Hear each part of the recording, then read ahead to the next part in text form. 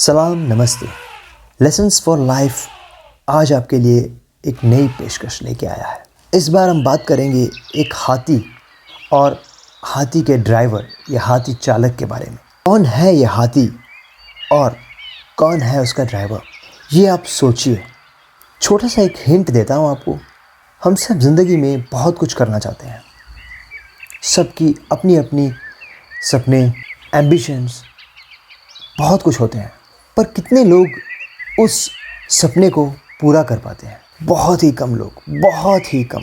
तो ऐसा क्यों होता है कि हम सब अपने अपने रास्ते को तय नहीं कर पाते हैं? क्या ऐसी रुकावट हमारे बीच आती है जिसके वजह से हाथी चालक या हाथी का ड्राइवर तो सब मान जाता है, पर हाथी उसके हिसाब से चलने से इनकार कर देता है?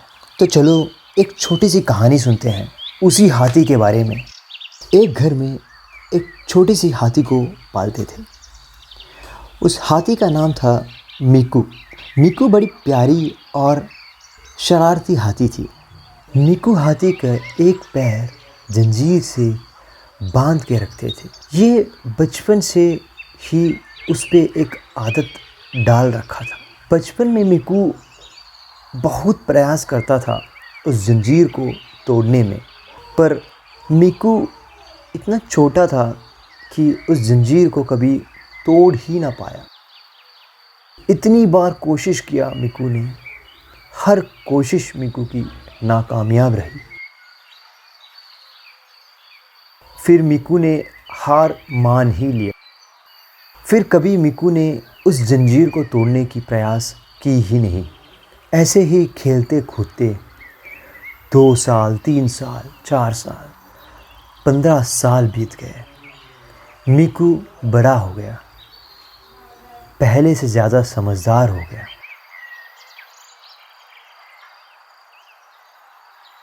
परंतु उसके पैर में जो जंजीर बचपन में बांधा था वो वैसे का वैसे ही रहा, और मीकू ने कभी दोबारा वो कोशिश नहीं किया उस जंजीर को तोड़ने की।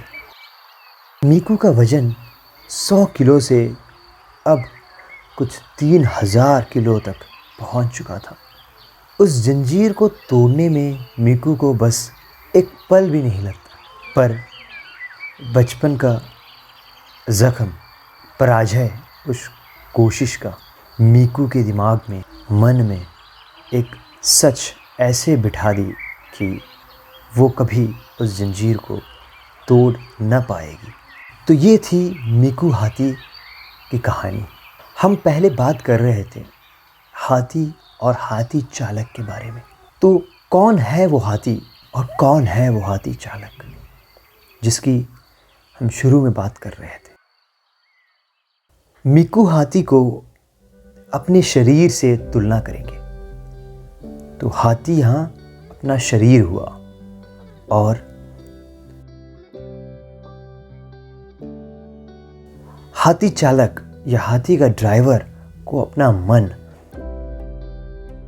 या अपना दिमाग से हम तुलना करेंगे। तो हाथी अपना शरीर और हाथी चालक है अपना मन।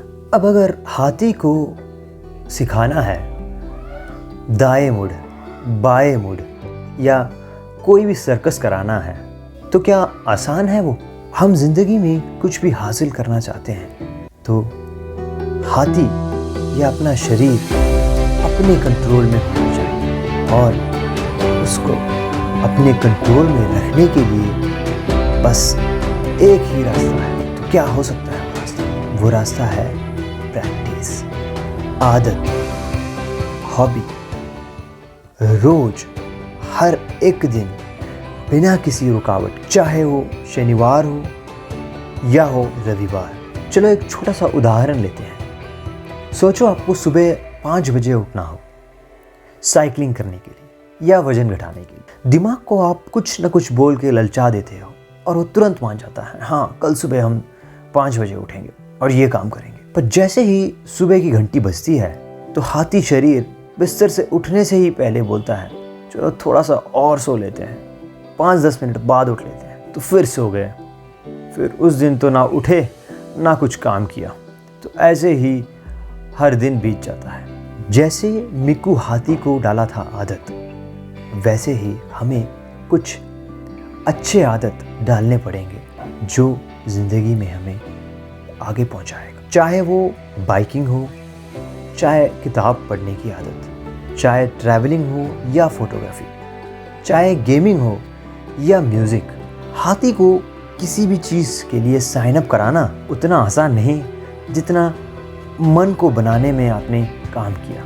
तो बस उसका तरीका एक ही है, आदत डालो, मजबूरन आदत डालो। जो जैसे है आदत वो वैसे है अंत।